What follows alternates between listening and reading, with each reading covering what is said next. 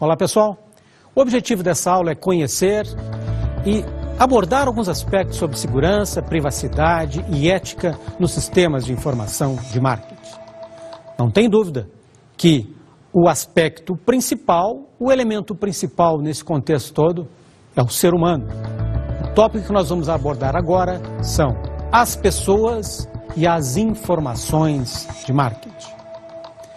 Com o aumento do uso de tecnologia, hoje em dia, onde todas as pessoas têm acesso, não só nas organizações, mas como em casa também, o elemento pessoa é o elemento que mais tem acesso e, por sua vez, é o que impacta nas questões de segurança, privacidade e também ética.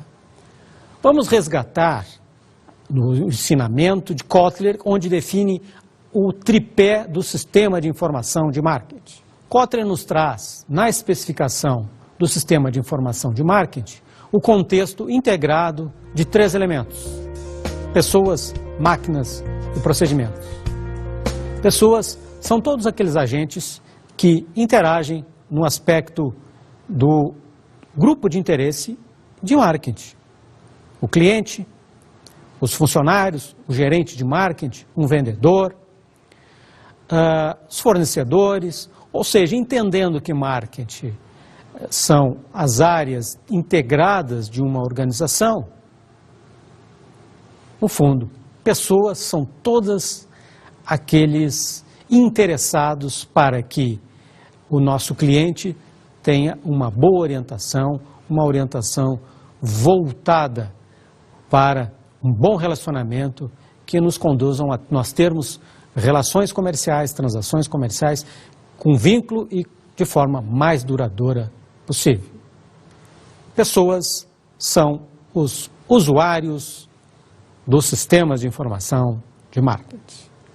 Eles utilizam a partir do que nós chamamos dos equipamentos ou os hardwares. Os hardwares ou equipamentos são todos aqueles dispositivos que possibilitam e viabilizam o uso de sistemas de informação. Estamos falando de computadores, rede de computadores, os mecanismos de comunicação ou mecanismos mesmo como telefone, notebook, palm top, que muitos dos vendedores utilizam hoje no seu dia a dia, nas suas operações, nas suas rotinas comerciais. Agora, pessoas, equipamentos, são 2 elementos que integram o sistema de informação de marketing por meio de procedimentos que são viabilizados pelos sistemas ou softwares propriamente ditos. Os softwares, eles traduzem as rotinas do dia a dia de todos os processos de marketing por meio de, então, dos seus processos e de mecanismos de processamento, consultas, operações feitas em cima de equipamentos e pelo elemento pessoas. Assim, quando se fala em sistema de informação, não se pensa só em equipamento ou, eventualmente, um software. Sistema de informação é o contexto integrado destes 3 elementos, que vão caracterizar o sucesso ou insucesso da sua utilização, da sua implantação.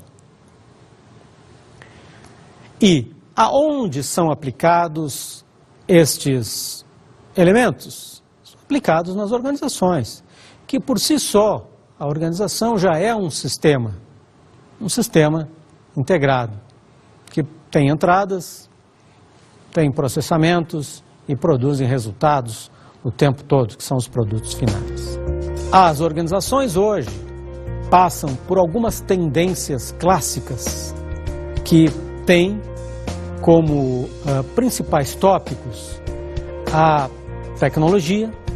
Hoje, nenhuma organização pode se ter ao luxo de não usar tecnologia. A tecnologia é um elemento que vem para impulsionar e de forma de suporte, apoio, viabilizar os processos de gestão, os processos de tomada de decisão. Seja num ponto de vista operacional ou do ponto de vista estratégico. Nós não temos como nos furtar de usar alguma tecnologia, mas não essa tecnologia por usar ou no estado da arte ou por modismo. A tecnologia tem que estar inserida no seu processo de gestão. Nós temos hoje como estabelecer o seguinte: até onde vai uma operação de banco, até onde vai a tecnologia? Temos como separar esses dois processos? Não temos, né? Ou seja, um banco não funciona sem tecnologia. E a sua empresa? Será? Outro tópico que norteia as tendências da administração moderna, em termos de administração organizacional, é o talento sobre a força.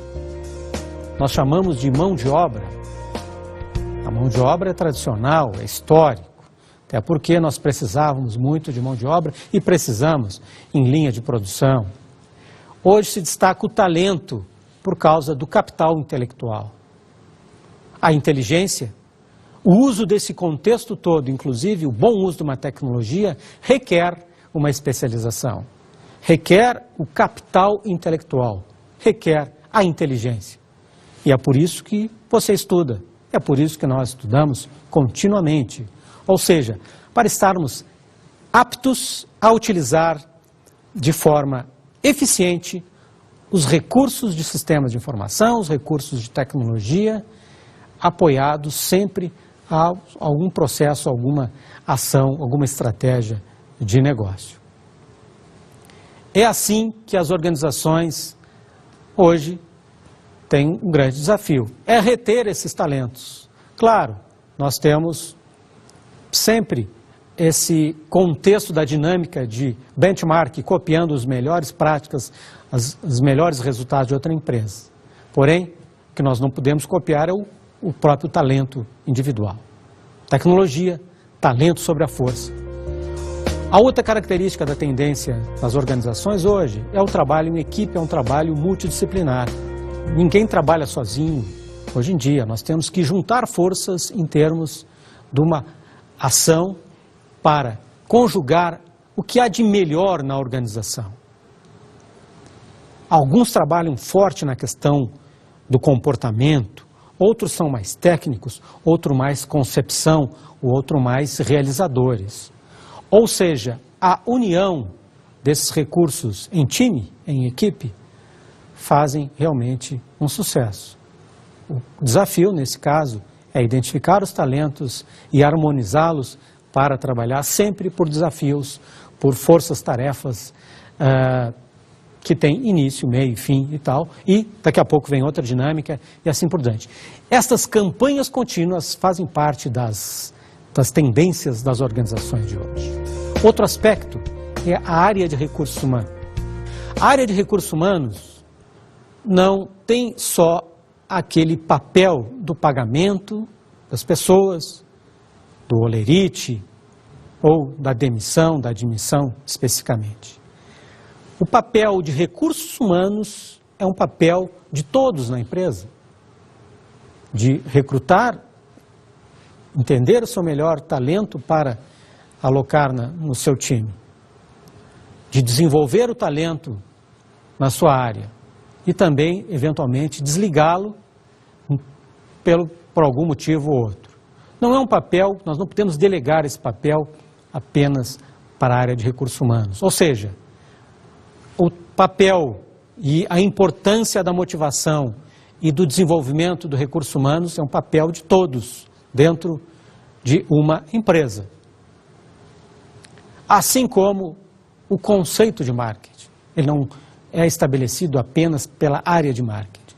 Esta é uma responsabilidade forte de todos na empresa. Também nas tendências modernas, em termos de gestão organizacional, vimos uma preocupação forte na preservação e convivência com o meio ambiente. Será que o seu produto está alinhado com a preservação do meio ambiente? É o que nós chamamos hoje da responsabilidade pelo meio ambiente.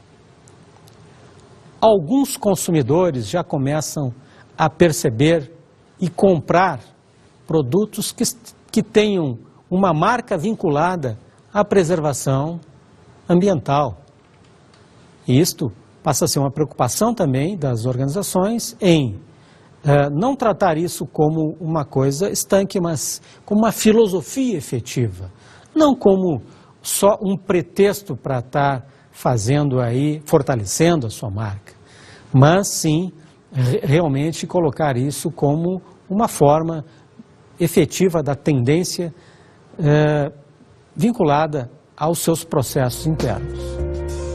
E concluindo, em termos de tendências, os resultados operacionais devem ser alcançados sempre por uma exigência da competição, da concorrência de forma geral. Os resultados às vezes são expressos apenas por números, mas esses números têm que ser acrescentados por resultados qualitativos. Qual a percepção efetiva do nosso cliente em relação ao nosso desenvolvimento, ao nosso produto, à nossa marca, ao nosso mercado? Isto tem que ser captado de forma sistemática e acompanhado pela área gerencial, estabelecida pela essa busca frenética sempre por resultados. Mas os resultados vêm de forma natural quando realmente se passa a filosofia, as culturas, os valores da empresa por meio de tudo que é estabelecido e tem visibilidade pelo conceito do nosso, como o cliente nos enxerga de forma efetiva. Isso nós podemos observar no esquema que você percebe agora, em termos da relação com o meio ambiente. Uma relação com as forças do ambiente. As forças do ambiente são as interações que a nossa empresa tem que fazer o tempo todo, no sentido de se preocupar com esses fatores do meio ambiente.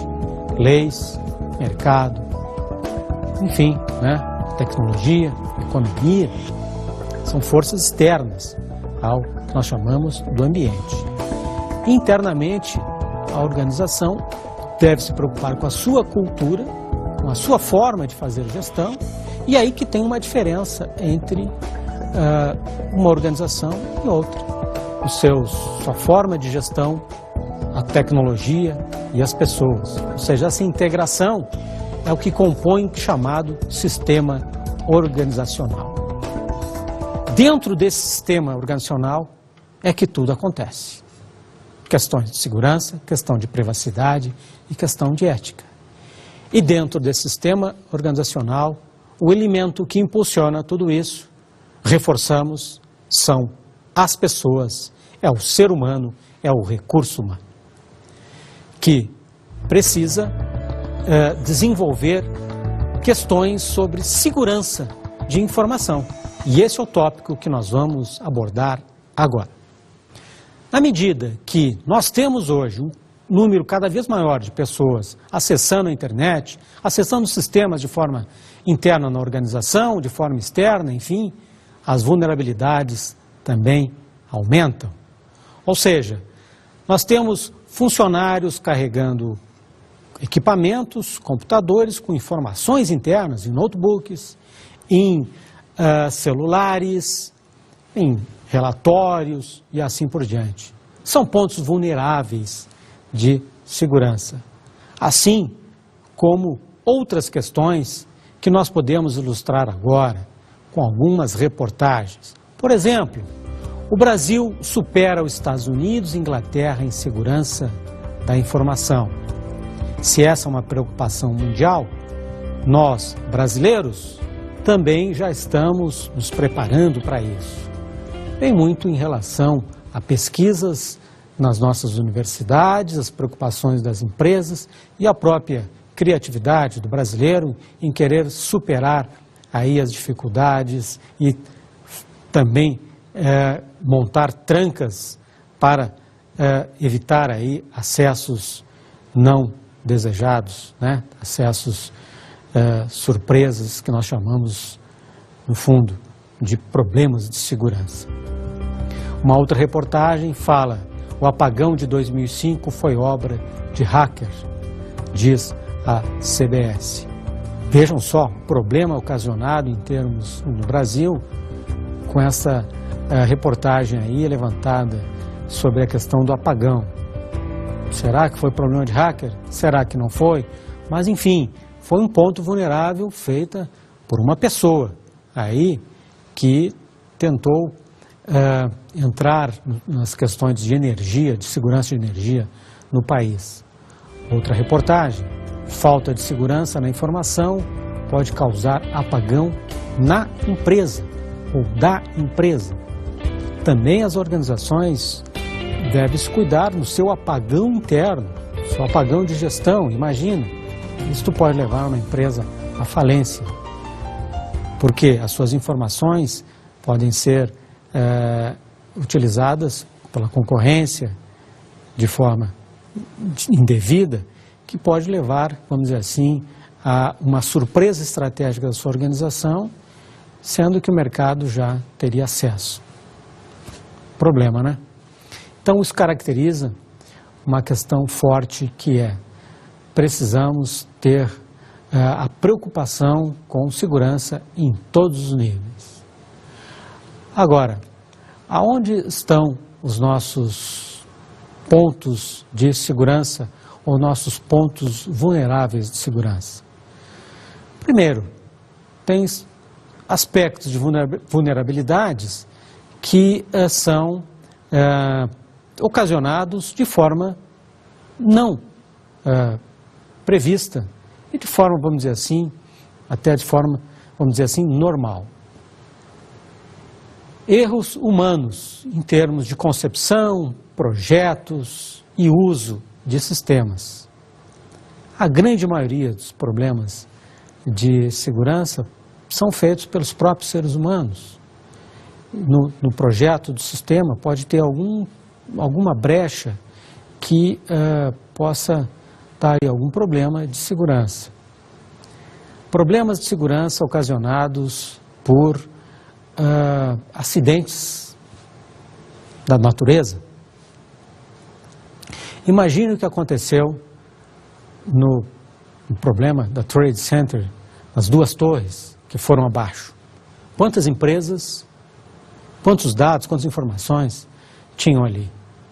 Se não houvesse uma preocupação de estar guardando seus dados de uma outra forma, em outro lugar, isto poderia ter ido abaixo ou até falido alguma das organizações.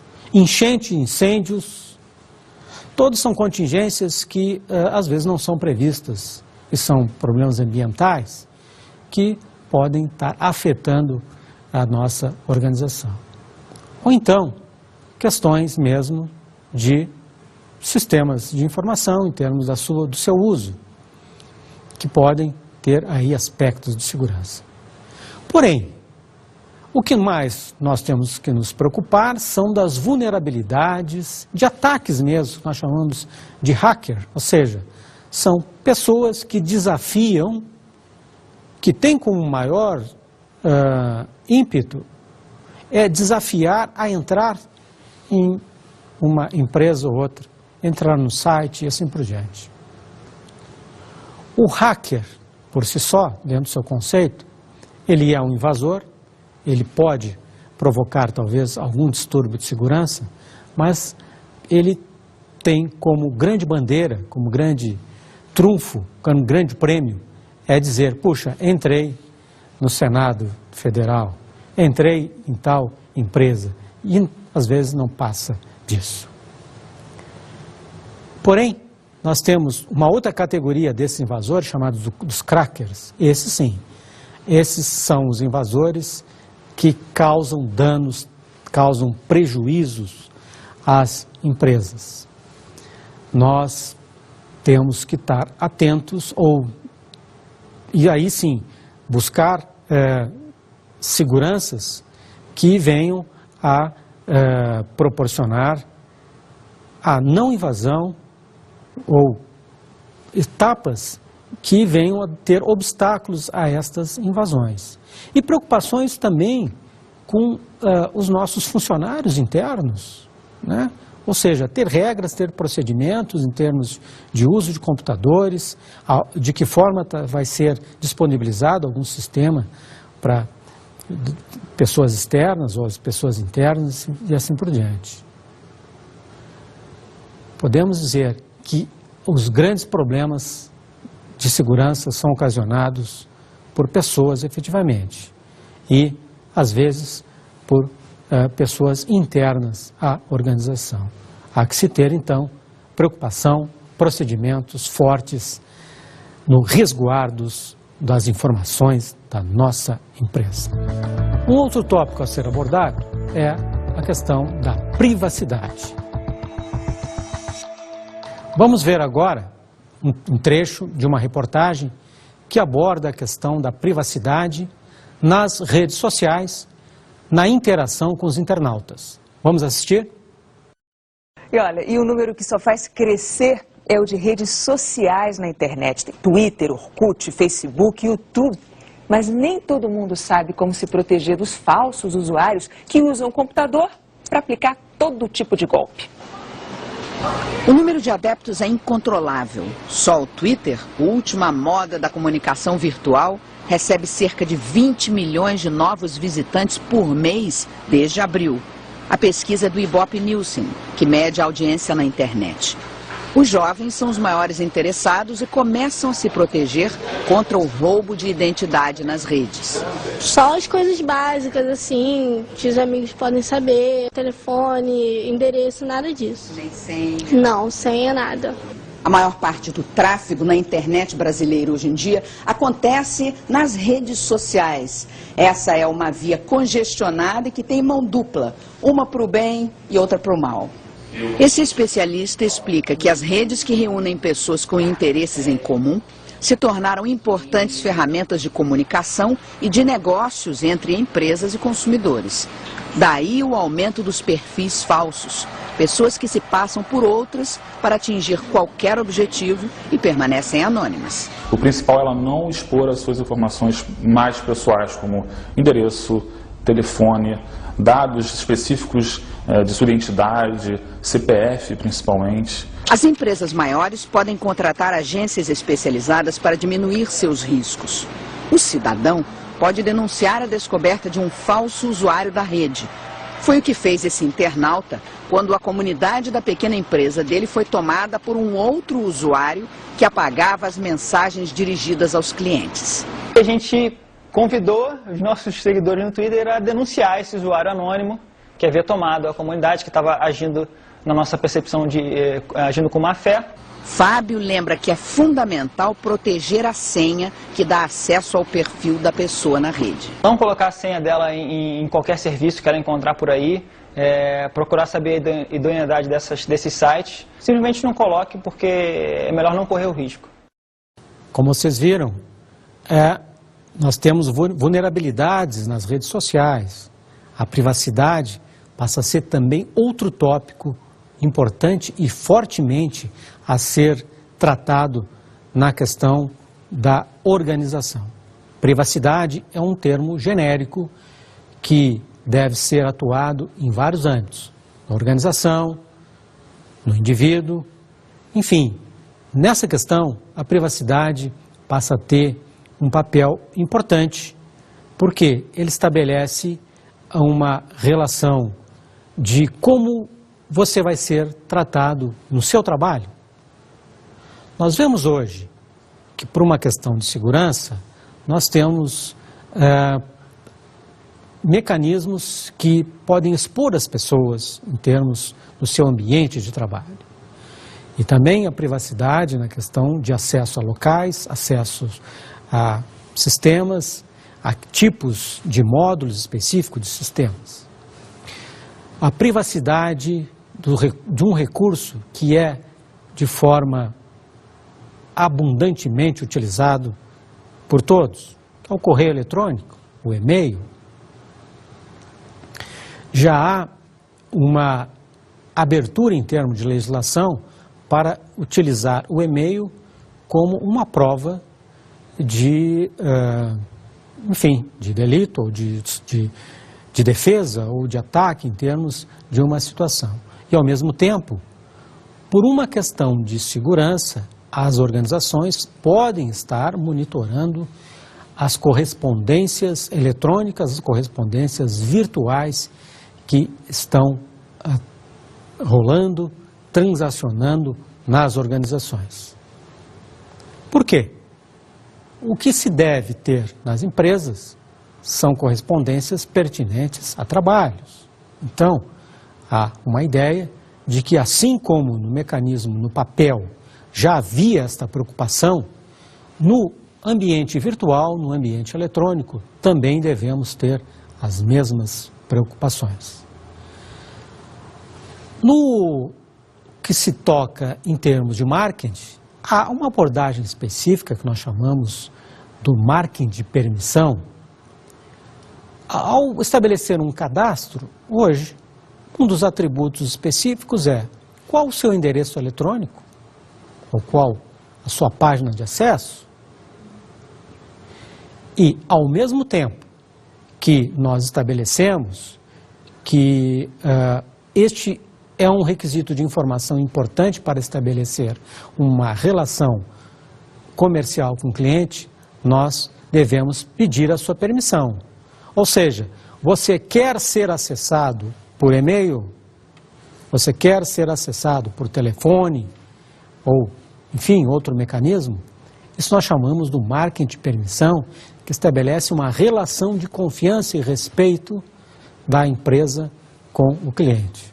Puxa, quantos e-mails nós recebemos hoje em dia que a maioria não nos traz o menor interesse. Então, na medida que já transforma um lixo eletrônico, e realmente nós não vamos ter acesso, quando se estabelece algum tipo de respeito de permissão, um vínculo de permissão, também nós podemos estar estabelecendo, do ponto de vista ação com o cliente, já um grau de credibilidade em termos da marca da empresa, do assunto específico. Assim, nos direcionam a cada organização ter estabelecido uma política de privacidade.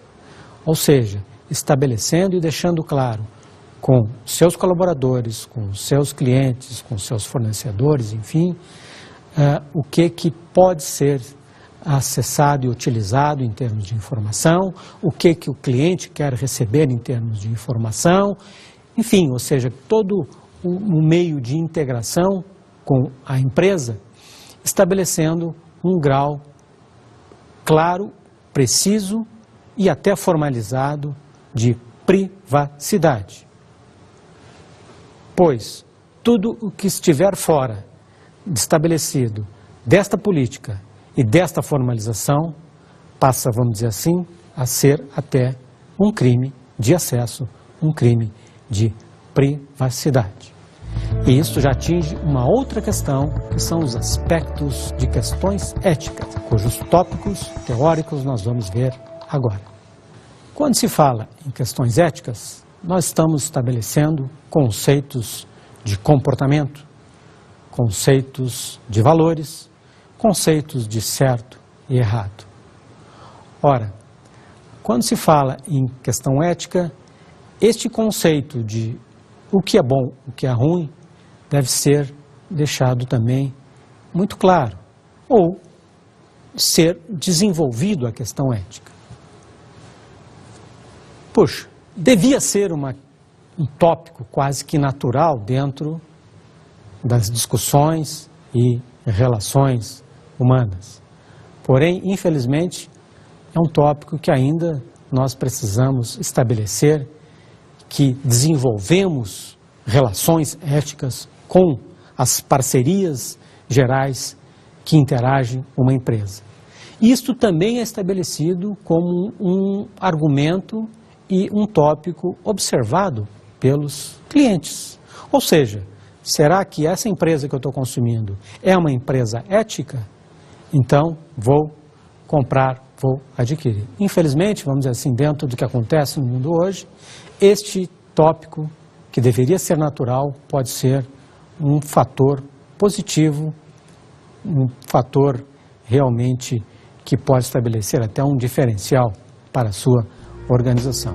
Porém, alguns aspectos devem ser observados nesse contexto: a responsabilidade, a prestação de contas e a obrigação de indenizar. Então, nesse contexto dos tópicos sobre questões éticas, vamos ver aí um primeiro conceito, que é responsabilidade. Vamos ver? Responsabilidade. Aceitar custos, deveres e obrigações potenciais pelas decisões tomadas.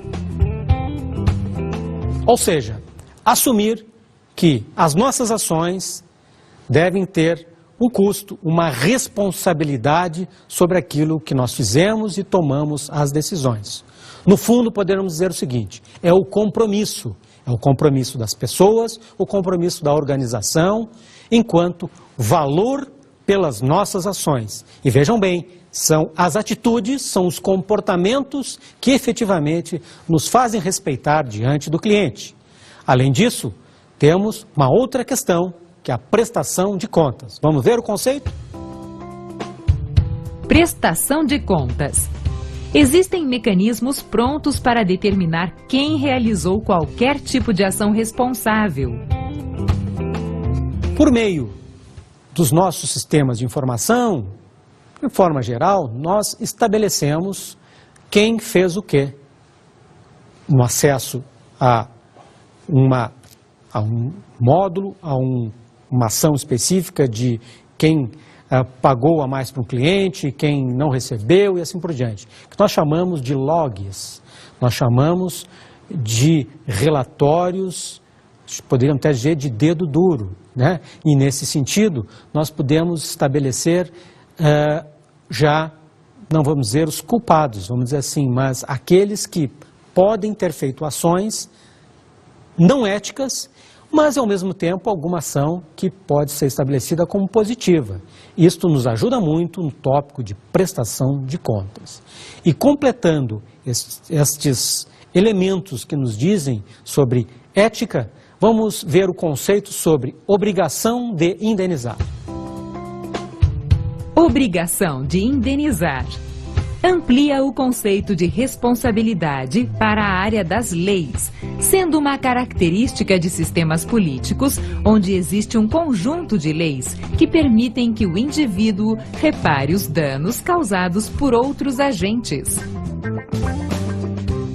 Muito bem, então é se estabelecer e ter o suporte da legislação para tomar decisões fundamentadas, aparadas pela lei, parada pela justiça, mas sempre dentro de um contexto ético, positivo e com qualidade. Ou seja, com ética, respeito à privacidade e resguardos de segurança são os aspectos que nos levam a produzir sistemas de marketing para proporcionar a melhor qualidade de vida, a melhor qualidade de resultados, não só para o indivíduo e como resultado também para a própria organização. Esses tópicos são essenciais na gestão e na administração de sistemas de informação. Não só tecnologia, mas esses aspectos administrativos são essenciais. Pense nisso.